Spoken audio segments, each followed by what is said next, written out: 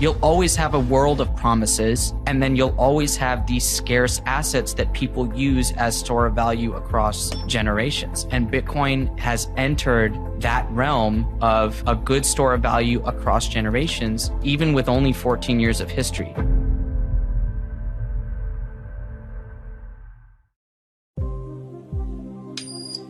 The ping you hear is the distinct sound of a real gold coin. It's just one of the ways to verify the authenticity of the metal contained within. This gold-plated tungsten counterfeit coin, not so much. This one doesn't ring true. This is where the term sound money comes from, and the recognizability or verifiability of gold is one of the key attributes of what makes for good money. Money is an asset that best satisfies 5 critical properties: divisibility, durability, recognizability, portability, and scarcity.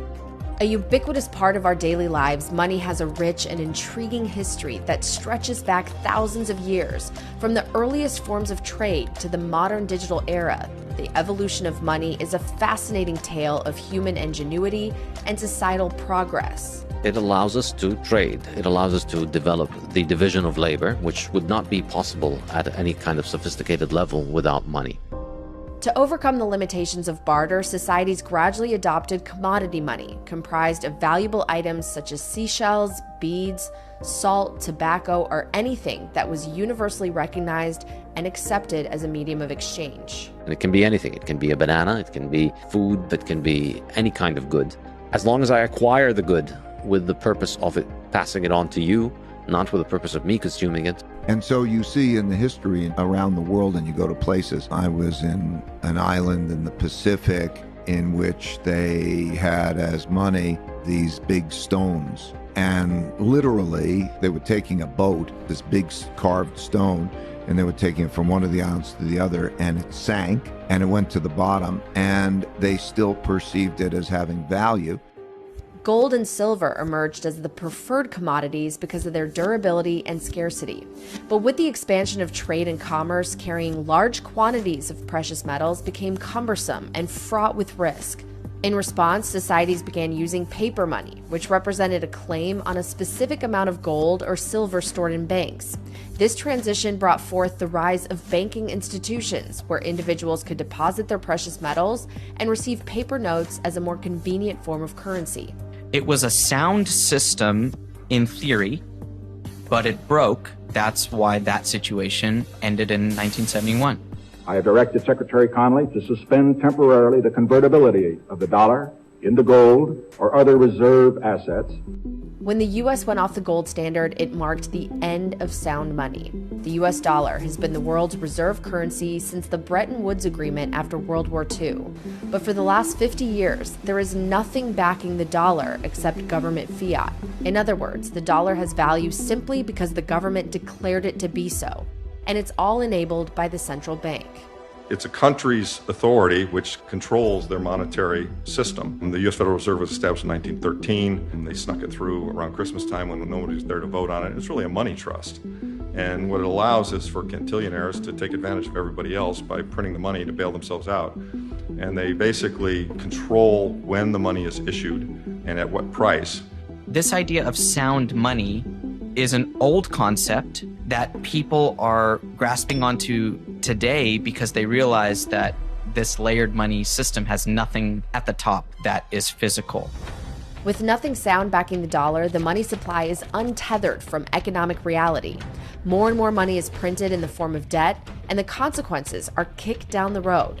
Unelected central bankers with all too human flaws are in charge of the cost of borrowing and the number of dollars flowing through the system, and that number continues to go up. Fair to say you simply flooded the system with money? Yes, we did. That's another way to think about it. We did.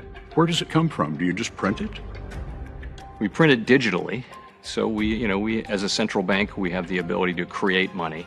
In the fiat system, the way that you mine a new currency into existence is through lending. When your bank makes a new loan, they don't take somebody else's money and give it to you. They make new money, essentially, out of thin air, and they hand it to you. They put it in your bank account. They'll accuse the U.S. government of making money out of thin air. Maybe we do, but we're the U.S. government. Anyone who cares to take a look at the inflation of the money supply, which leads to significant asset inflation, can see the problem here. The more money printed into existence dilutes everyone's purchasing power, leading to wealth inequality and worse. The problem with our money is that there's no objective source of truth. It's always allowed to be manipulated. The line of what is true and what isn't changes depending upon how much power you have, how much positional authority you have, or what geographical jurisdiction you have in the world. Gold and gold-backed paper currency, while not perfect, worked okay for the last few thousand years of human history. But what if there was something better? What I liked about Bitcoin was it was a digital gold or a digital property that you couldn't inflate. So call it digital gold without all the imperfections of gold. What's actually happening is you have a bearer instrument inside a network with unlimited velocity. Bitcoin is an open, programmable source of exchanging value across time and space that we can all access. The reason it's so genius, and the reason Satoshi's an artist, and the reason Bitcoin is effectively perfected money is because Satoshi took away all of the indivisibility, all of the decomposability, all of the unrecognizability, all of the immovability, and all of the unpredictability from money. He maximally removed all of these negative aspects of money to deliver us the quasi-perfection that is Bitcoin.